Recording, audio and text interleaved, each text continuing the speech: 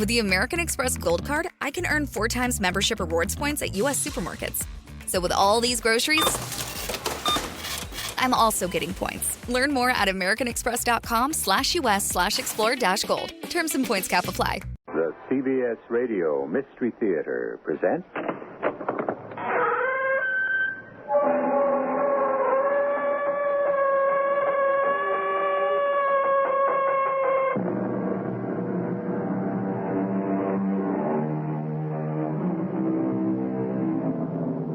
Come in. Welcome. I'm E.G. Marshall. When the sheltered ladies of the 19th century took up their pens, many extraordinary and suspenseful tales were put down on paper. I've always had the feeling that these writers' lives, sometimes very brief, were filled with nightmares. The literary bent seemed to run in families, none more memorable than the Brontes. Yet Charlotte, Emily, and Anne had trouble finding a publisher. They wrote under assumed names, since women writers were dismissed as too gentle or frivolous to be taken seriously. And the Bronte sisters wrote heady stuff. Passion runs rampant in their novels, and an English moor at night is one of their favorite settings. Mr. Heathcliff! Mr. Heathcliff! Go back, Nellie. Get out of the graveyard. You must not disturb the dead. You didn't believe me, did you? I'll show you. Catherine. Catherine, my love. You thought you could leave me. Never. Never. No, Heathcliff. Stop. Let me rest a while until I find the way.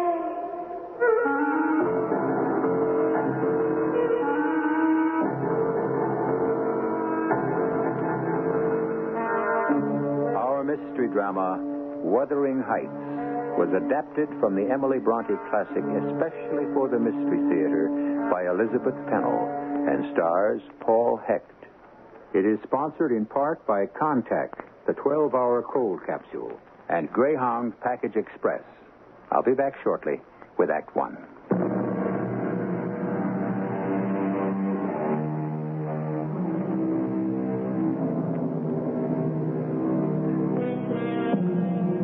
Mr. Earnshaw, master of Wuthering Heights, was a kindly man with a reputation for adopting stray waifs.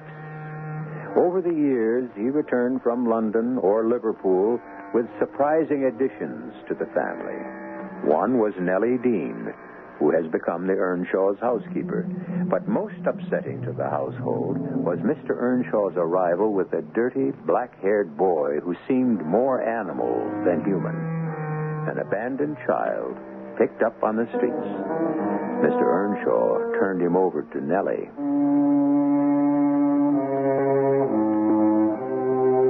I wanted nothing to do with that dreadful little boy, so I left him on the landing of the stairs, hoping he'd be gone by morning. But he crawled to Mr. Earnshaw's door and lay there like a dog. Nellie Dean. Oh, yes, sir. What's the meaning of this? Why, Why isn't this boy with the other children? They would not let him into their room. Take him there at once. He's going to be their brother. Mr. Earnshaw christened the boy Heathcliff, after a child who died in infancy. Just Heathcliff. He neglected to give him his surname, and the master's son hated him from the beginning.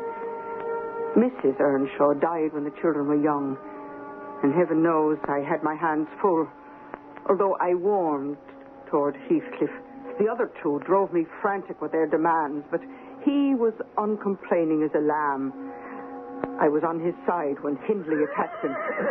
I suppose my father gave you the biggest horse. He said I could take whichever I wanted. So, naturally, you took the bet. All right, I did. But he's turned lame. I don't like him anymore. Let's exchange. I don't want a lame horse. Switch horses with me, or I'll tell your father about the 3 times you beat me up this week. Go ahead. Only I'll give you more than bruises to show. I'll tell your father how you boast you'll get me out of the house as soon as he dies. And I will, too. You never belonged here. I didn't ask to come.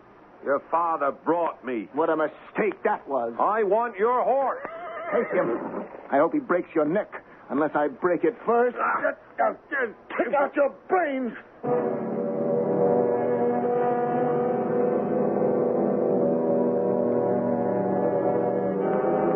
I found him bruised, cut and bleeding, but oh, so cool and calm. You're hurt, Heathcliff. Go away. It was Hindley again, wasn't it? None of your business. Mr. Earnshaw will be angry. I don't care. I took Hindley's horse, and he's left with a lame one. I got exactly what I wanted. That's how it was with Heathcliff and Hindley. But with Hindley's sister, it was something else. Catherine could charm a statue into bending to her will. And when Hindley was sent off to college, she had her way with all of us. I've waited for you for more than an hour. You didn't mind waiting, did you, Heathcliff? Not really. I always mind. But it's been heaven these past months. You and me and all this beautiful moor with no nasty brother to torment either one of us. I don't know why Hindley has all the luck. But we're the lucky ones. Hindley's gone. Yeah, to college. And I'm the one who needs book learning. I never even been to school. Well, I have. And I'll teach you all I know. That's not enough. Your father owes me an education. All right. He gives you anything you want. Let's go and ask him. He's always in the big room by the fire at this time of the day. In that same old chair where he pretends to read. But I know he's sleeping. Come on. I'll wake him. No, let me. He may be grumpy. Father? Father, is something wrong? Mr. Earnshaw? His hand is so cold and his eyes. Oh, Heathcliff. My father's dead.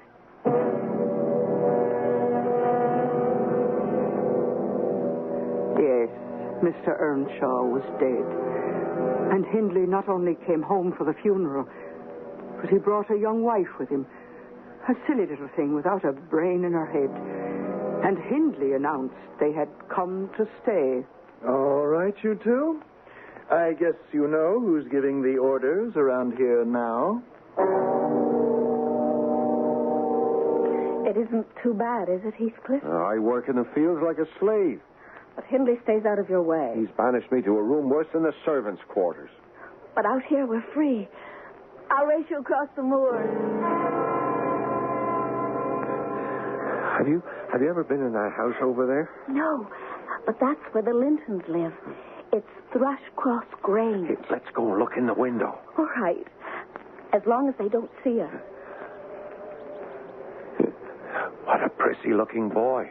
That's Edgar. And he's a stuck-up snob. Who's the pale, stupid girl? His sister, Isabella. They're always fighting, see? He's pulling her hair. I don't blame him. Aren't you glad we don't live cooped up like that? Who's out there? We're ghosts. We're ghosts. Oh. We're ghosts. Mama! Papa! Someone's trying to break in! Let the dog out. Run, Heathcliff! Run! Here, Kathy, take my hand. Hurry! Oh, my leg. He's hurt. All right, steady. I'll get him off. Get off there. Go, Stalker, let go. Why, you're a girl. Of course I'm a girl. And your dog has bitten her. Who is it, Edgar? I think it's the girl from Wuthering Heights. And I'm taking her home. Leave us alone. Her ankle is bleeding, and she looks as though she's about to faint. I can manage. You go away. We know about you. You're that ignorant orphan boy, and you're not welcome in our house. Go back to Wuthering Heights. We'll take care of Miss Earnshaw. And Nellie, she was close to fainting, and I vowed not to leave her, but they shut the door in my face. And where have you been since then? I watched at the window, and if Catherine had called me, I would have smashed it. Are you sure she's all right? All right. I saw them bathe her foot and bring her cocoa and comb her beautiful hair and wrap her in a big blanket. Oh, well, I'm glad of that. Nellie, they treated her like a princess. And she purred like a kitten. She forgot that I existed. They kept Miss Catherine at Thrushcross Grange 5 weeks, right up until the day before Christmas, when she was driven to our door in a carriage and her brother greeted her. This is my little sister? Why, Kathy. Nellie, come look. They've turned my sister into a lady. Oh, Miss Catherine, you do look grand. Hello, Nellie, dear. Where's Heathcliff? I saw him slinking around out there. Heathcliff, you may come and bid Miss Catherine welcome like the other servants. Darling Heathcliff. Why, how cross you look. How funny and grim. Shake hands, Heathcliff, like a proper gentleman. I shall not. I cannot bear to be laughed at. With that, he dashed out, and before long I heard him taking off over the moors. He didn't appear until noon next day when he came to the kitchen.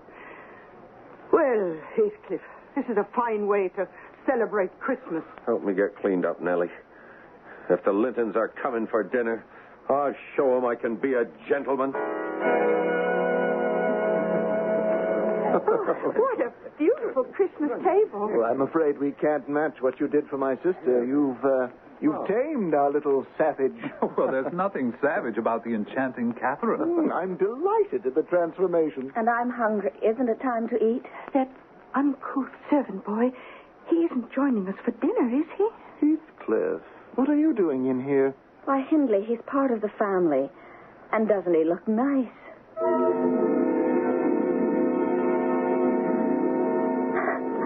I got away as soon as I could, Heathcliff. You've been down there all evening dancing with him. Oh, honestly, Heathcliff, I was longing to be with you. Well, I'm not thinking about Edgar Linton. It's your brother I'm after. I'm trying to figure out how to pay Hindley back. I don't care how long I wait. I just hope he won't die before I do. Nellie, my sister-in-law is calling for you. I think her time has come. Oh, poor thing. I scarcely think she can survive the birth of her baby. Is it really that hard, having babies? Oh, good heavens, child, not for a strapping young woman like you, but Mrs. Hindley, she has the consumption.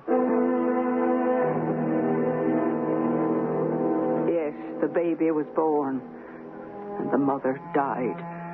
And now Mr. Hindley was more of a tyrant than ever. In his inconsolable grief, he took to the brandy bottle, and everyone stayed out of his path, except for me and a nursemaid who tried to protect the child. I swear I'll make my own child kiss me. Where is the little beast? Nellie! Bring me my son! Hurry, take him to his room. The master is roaring drunk, and I must hide his gun. He plays with it when he's seized with this insane madness. Get away from my gun, Nellie Dean, or would you rather I take care of you with this carving knife? Well, I'd rather be shot, if you please. Damn everyone in this house. I swear I'll burn it down if I'd a mind to.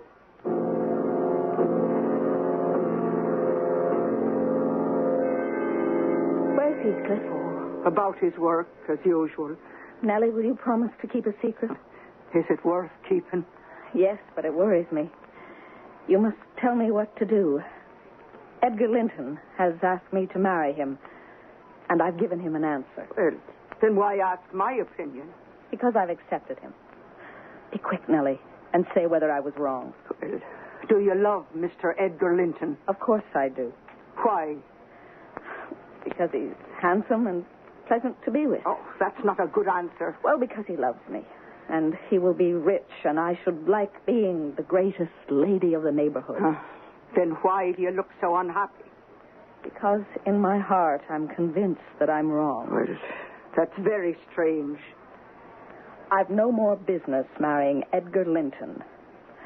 And if my brother had not brought Heathcliff so low, I shouldn't have thought of it. Well, then why not change your mind?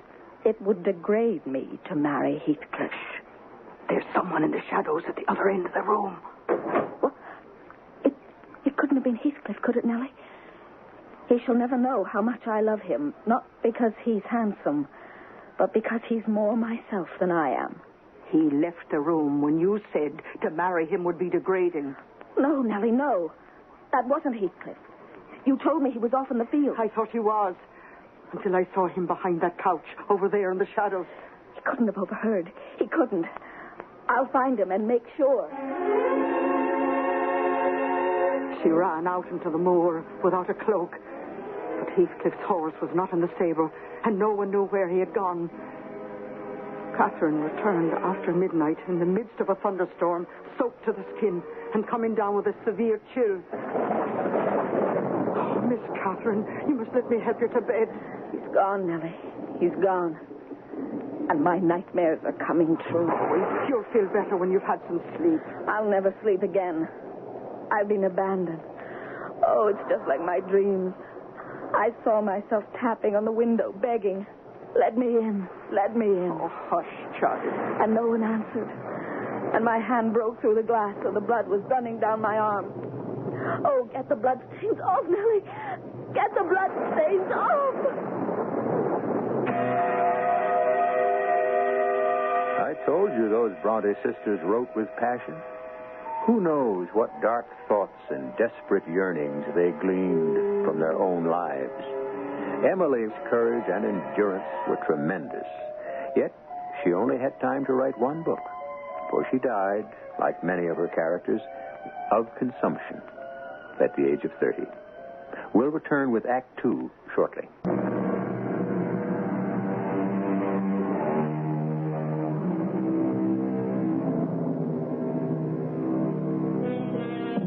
Things have changed at Wuthering Heights.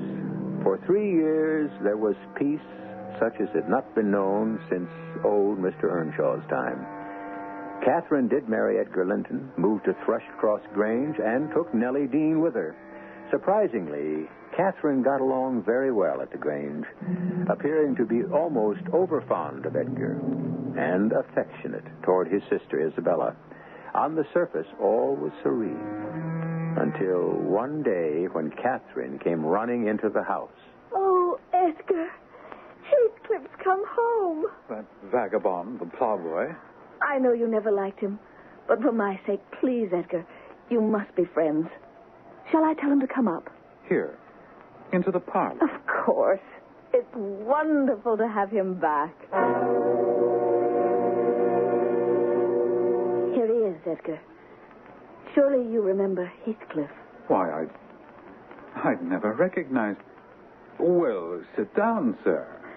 Heathcliff, you're so different. Your dress, also elegant. I'm sure it's Mr. Heathcliff now. Does that please you? I'm overwhelmed. Edgar, will you please find Nellie and see if tea is ready? Of course. It'll be a few moments. You're more beautiful than ever. This all seems like a dream, to see you and touch you and speak to you once more. And yet, you don't deserve this reception, absent and silent for 3 years. Did you never think of me? More than you thought of me, I imagine. We must make plans. Oh? My plan was just one glimpse of your face. Then to settle my score with your brother, Hindley, and afterwards do away with myself. Heathcliff. That your welcome has put these thoughts out of my mind. Catherine, come to the table. Do you have to go far tonight, Mr. Heathcliff? Only as far as Wuthering Heights. Oh, you're staying there? Yes, Hindley Earnshaw has invited me. My brother? He's invited you, Heathcliff? Times have changed, my dear Catherine. I've played cards with Hindley, won his money, and so have a good many others. I've had luck these past years, and your brother needs me. Oh, I thought I heard voices. Oh, you have company, I see. He's back, Isabella. Surely you remember. Oh, I don't believe I've had the pleasure of meeting this gentleman. But I remember you, the charming Isabella.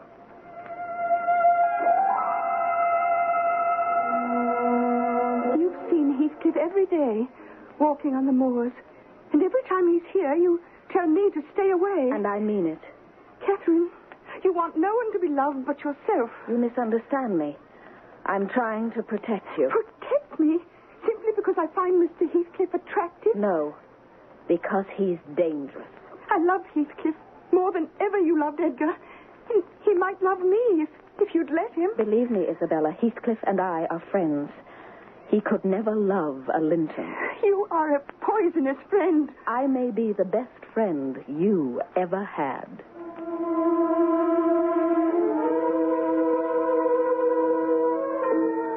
How How can you say Isabella loves me? She's never done anything but spit upon me. She's lost her heart and mind to you.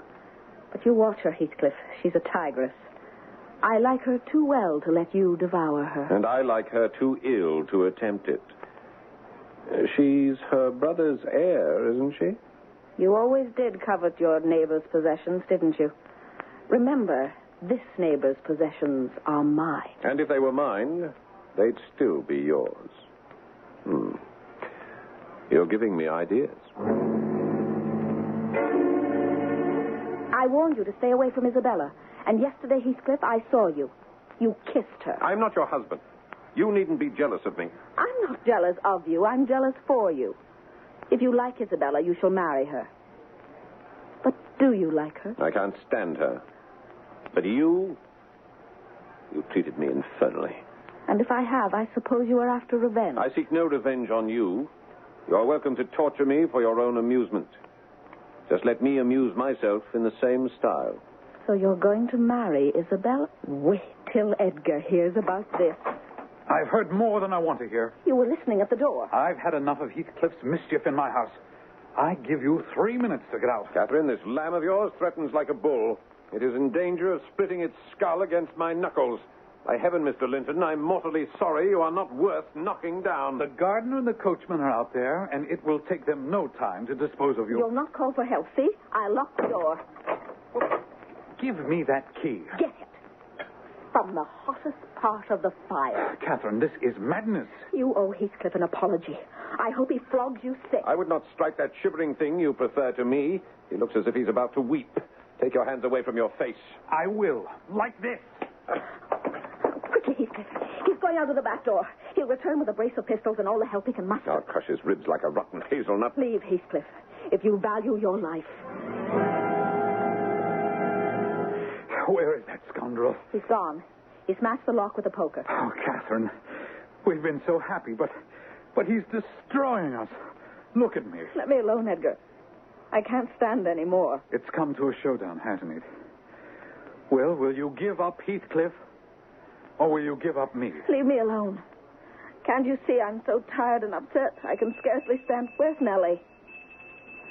Yes, Miss Cathy. Oh, she's fainted. Conveniently onto the couch. Well, this water will bring her around. Oh, but there's blood on her lips. Never mind, Mr. Linton. I know this young lady when she puts on exhibitions. Are you sure she's pretending?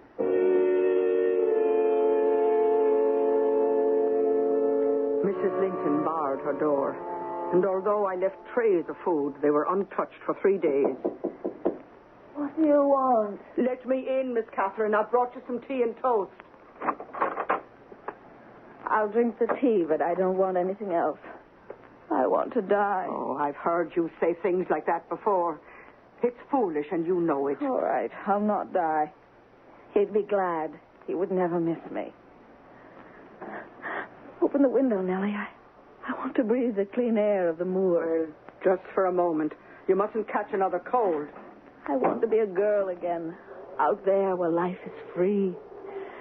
I want to sleep in my old room at Wuthering Heights. I'm closing the window, and you'll sleep right here.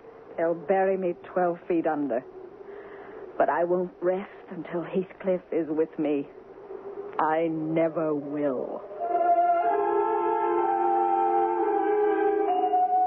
Mr. Linton, you must go to your wife. Why should I? She calls for no one but that black-eyed Heathcliff. No longer, sir. She's quite at peace. But she needs you, and you need her, now that you're going to be a father. Oh, Nellie, is that why my wife is like this? I've heard that women sometimes... You must treat her very gently. Of course, Nellie, of course. I'll go to her at once.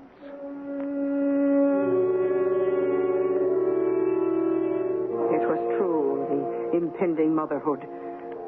But I knew that Catherine was no longer the boisterous, healthy girl she once had been. And the doctor told me why we must all take good care of her. Catherine Linton was suffering from a fever of the brain. Nellie? Nellie, who was that horseman? Your sister, Miss Isabella, sir. She's gone, sir. Gone. gone? Where? Run off with Mr. Heathcliff. They're going to be married. I don't believe it. Wuthering Heights is no place for Miss Isabella. Well, I have no one but Catherine on my mind. From now on, Isabella is my sister only in name. Not because I disown her, but because she has disowned me. Of course, I didn't let it go at that. I went to Wuthering Heights to see for myself what was taking place. The vast hall was filled with growling dogs. Hindley Earnshaw, in a drunken stupor, was a totally broken man, penniless and at Heathcliff's mercy. And the miserable Isabella admitted her mistake and begged to be taken back to Thrushcross Grange.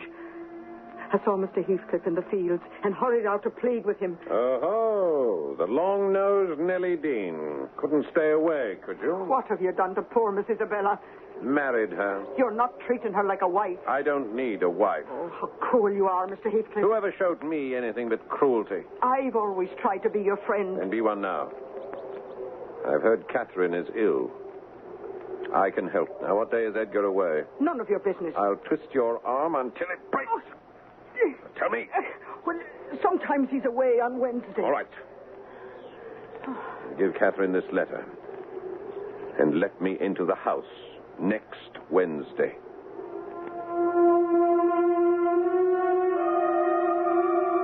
I have a letter for you, Mrs. Linton. I never get letters. Well, this one needs an answer. Answer it, then. But it's from Mr. Heathcliff. Another dream. He forgot me long ago. He wants to see you. Catherine. My dear, dear Catherine. If you are real, kiss me, Heathcliff. Even though you've broken my heart. I can't bear to see you like this. You and Edgar both act as though you should be pitied. You have killed me, Heathcliff. Let me hold you, Catherine.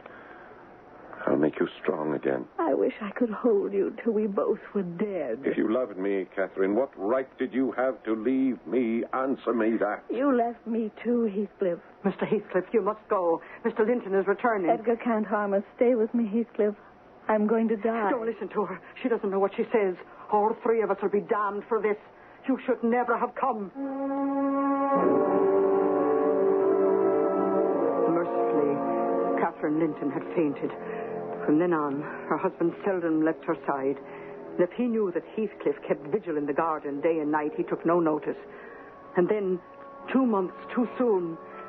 How is she? Well, she's a tiny one, sir, but I know all about babies, and she's going to be just fine. No. I mean, Catherine, may I see her? Not yet. The doctor is with her. But 2 hours later, it was over. A blessed release, I'd say. But Mr. Linton was so stony cold with grief, he heard and spoke not a word. I found Mr. Heathcliff in the woods. No need to tell me. How did she die? Quietly, as a lamb. Did she call for me? She has recognized no one since you last saw her.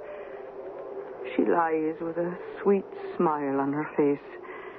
And I pray she'll wake as kindly in the other world. May she wake in torment. She's a liar to the end. Catherine Earnshaw, may you not rest as long as I am living. You said I killed you. Haunt me, then. The murdered do haunt their murderers. Be with me always. Drive me mad. Only do not leave me in this abyss where I cannot find you. It is unutterable. I cannot live without my life. I cannot live without my soul.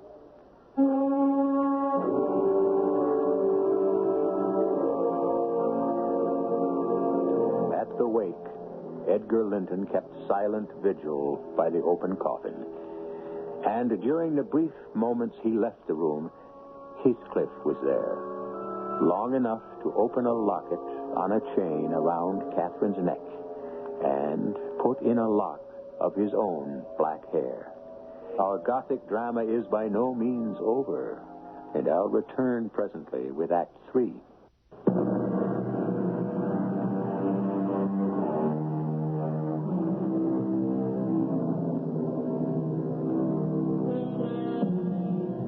We now continue by introducing you to the characters of the next generation. Heathcliff continues to live, even without his soul. His ill-treated wife, Isabella, produced a sickly son whom he abhorred from birth. Heathcliff's old enemy, Hindley Earnshaw, has died in a drunken debauch, leaving his son, Hareton, at Wuthering Heights, where Heathcliff is now in total control. At Thrushcross Grange, Edgar Linton lavishes full affection upon his daughter, named after her mother, Catherine, a sheltered girl who knows nothing of her neighbors. No need to follow, Nellie. You're too slow. Miss Cathy, don't go up on that crag. Papa says there are nests up there, and I want to see the moorhen's eggs. I'll just climb that rock. Oh, I'm about to catch a little poacher, am I? Oh, you startled me. I thought this was my father's land. Not here on the heights. Who are you? I've seen that young man over there before. Is he your son? Oh, no, he's not my son.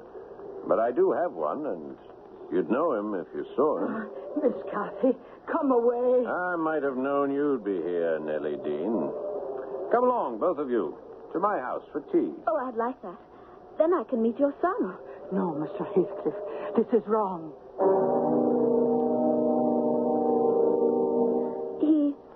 He doesn't look like your son. But he is, my dear. And when you were a child, your father tried to adopt him after his mother died. Why, you're my cousin Linton. And you've grown up. So have you. Where have you been? It's Nellie's fault. She never brought me here. Linton, you must come and see me at Thrushcross Grange. Oh, that's too far to go. I couldn't walk 4 miles. Oh, that renegade Hareton covers the distance in no time. Hareton? He can't even read or write. I've scarcely heard him open his mouth. Oh, he talks, but what he says is not fit for a young lady's ears. He rides on the moor, and sometimes I long to join him. Oh, stay away from him, Cathy.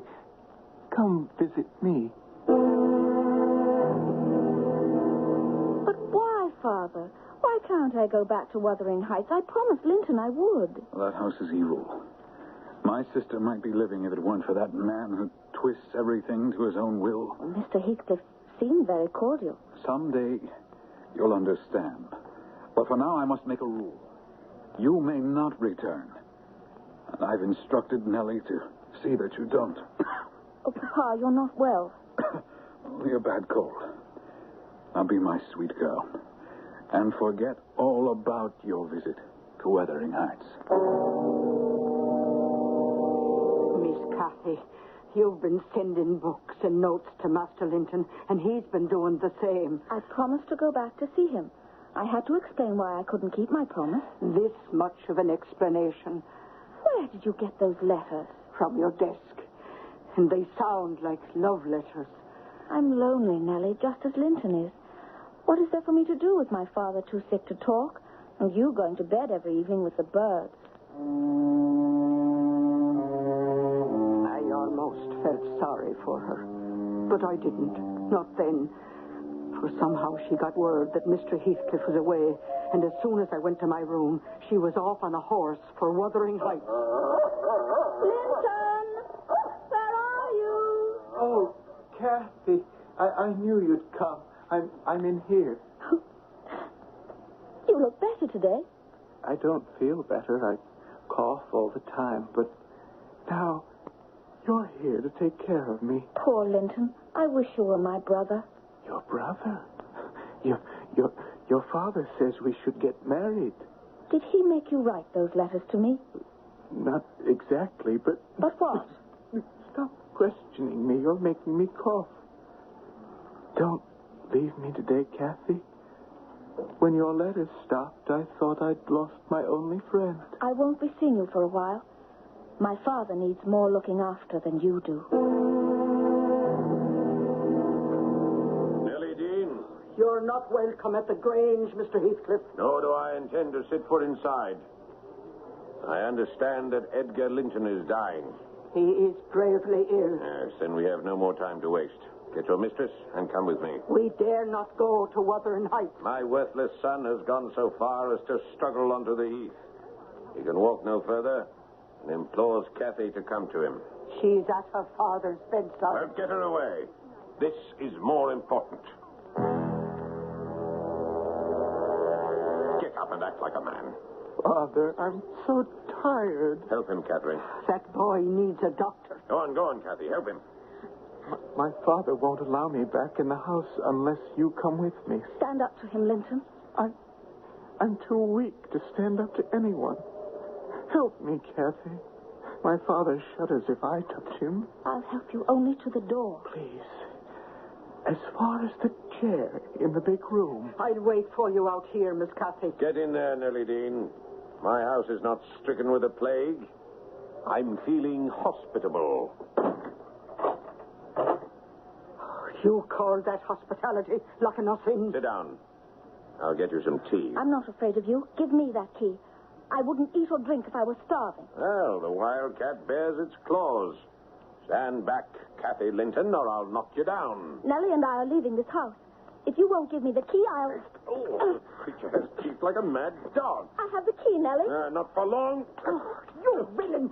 Stop that! Get used to it, young lady. You're staying in this house. And tomorrow, I'll be your father. Let me go home, Mr. Heathcliff. I promised to marry Linton. But if I stay now, Papa will be miserable. Nothing would please me more than to make your father miserable. I can keep you both prisoners here until your father dies. Mr. Heathcliff, you're a cruel man, but you're not a fiend. I'll marry Linton within the hour if you'll let me go to Thrushcross Grange for a short time afterwards. Have you never loved anyone in your life? Not anybody, ever? Stop looking at me like that. I detest you. While we were locked in that house, the marriage contract was drawn up, and Cathy became Mrs. Linton Heathcliff. From now on, that nasty complaining invalid is your sole responsibility. How do you like being his nursemaid?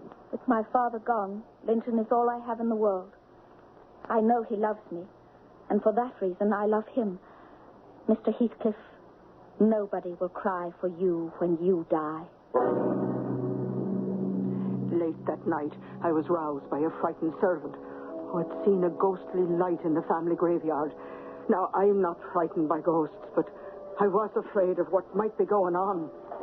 Tonight, you won't send me away. Mr. Heathcliff! Mr. Heathcliff! Go back snooping, Nellie Dean. In the name of heaven, Mr. Heathcliff, let her lie in peace. I respected her wishes up till now, but this time it's different. I don't know what you're doing, Mr. Heathcliff, but I beseech you to stop that digging. Not until I've finished. Well, then I'll go for help. There are laws against desecrating a grave. There are no laws against freeing a soul. But her soul is already free. Not yet, Nellie Dean, but it soon will be. Oh, you dare not break into the coffin. Only on one side, facing the spot where I'll be buried. Oh, stop it! Now I'll replace the earth. And if you are my friend, I charge you that when I am dead, you will see that my coffin is open on this side toward hers.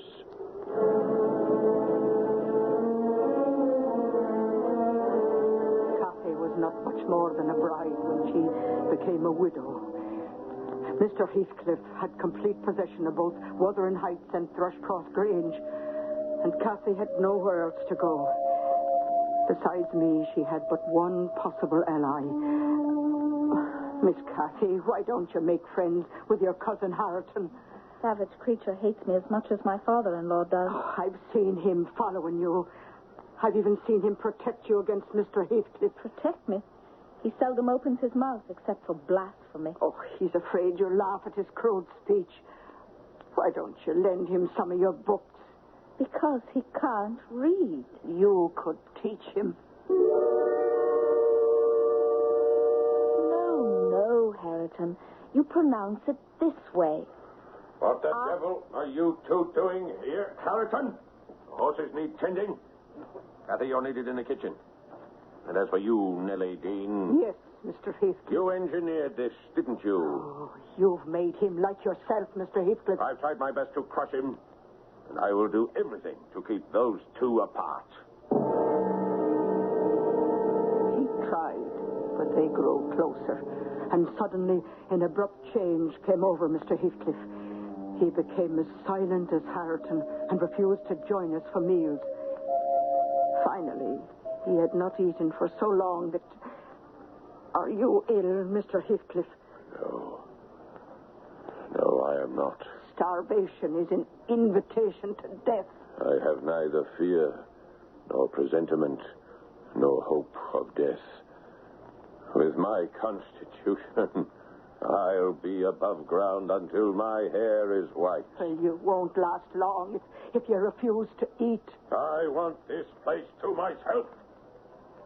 Get out of my way. And keep Hareton and that other one from coming near me. We kept out of his way. But I heard him pacing in his room, uttering strange oaths. Until one evening, there was absolute silence. Kathy, just like her mother, was out on the moor, and it started to rain. Kathy! Kathy! I was just coming in. But, Nellie, you know that room you say was my mother's? The window is open and the shutter is banging back and forth. Oh, we'll see about that. Come, bring the candle. I've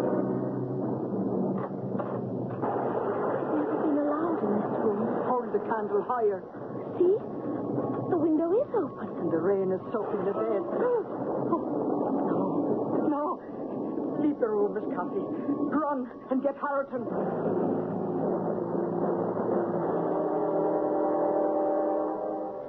Mr. Heathcliff was lying there, stiff and cold, and quite dead. I quickly pulled a blanket over his face, for he had a frightful, lifelike gaze of wild exultation.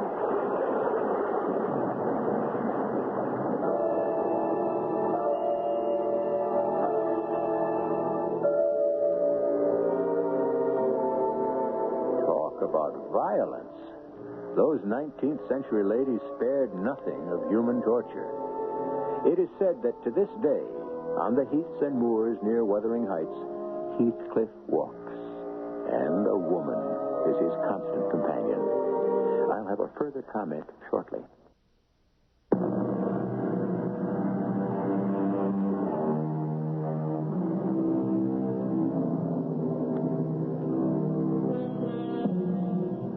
Although her older sister had a vivid imagination, she wondered how Emily conjured up anyone as sinister as Heathcliff.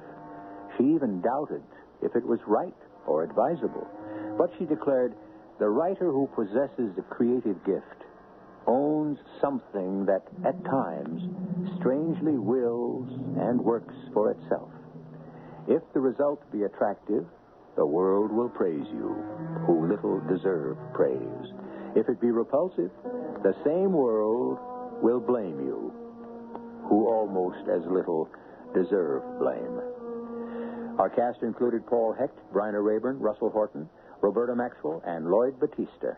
The entire production was under the direction of Hyman Brown. And now, a preview of our next tale. That would be 16,000 francs. 16,000 francs? Cost-wise. 16,000 francs? Well, that's much too much. The wretch isn't worth that kind of money.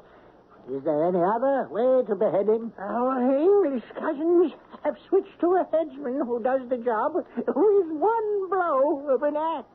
Kill a man with an axe. It's inhuman. It's barbaric. Well, still, what do you expect from the English? Guillotine, a guillotine. Let me see. You must be able to get one cheaper somewhere. You mean shop around? I know. Get in touch with the Italians. After all, Italy has a king, and from one king to another, maybe you'll give us a cut rate. Radio Mystery Theater was sponsored in part by Buick Motor Division and Contact, the 12-hour cold capsule. This is E.G. Marshall inviting you to return to our Mystery Theater for another adventure in the macabre. Until next time, pleasant dreams.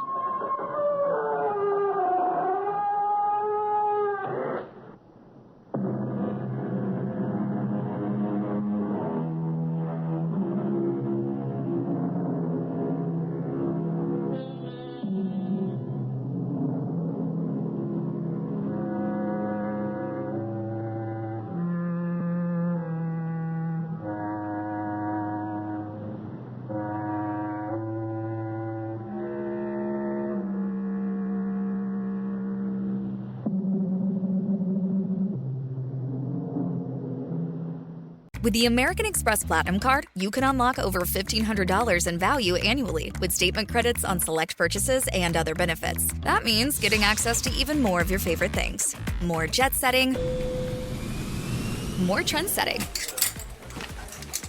and more resetting. And downward dog. The stage is set for you to do even more with the American Express Platinum Card. Learn more at americanexpress.com/US/explore-platinum. Terms apply.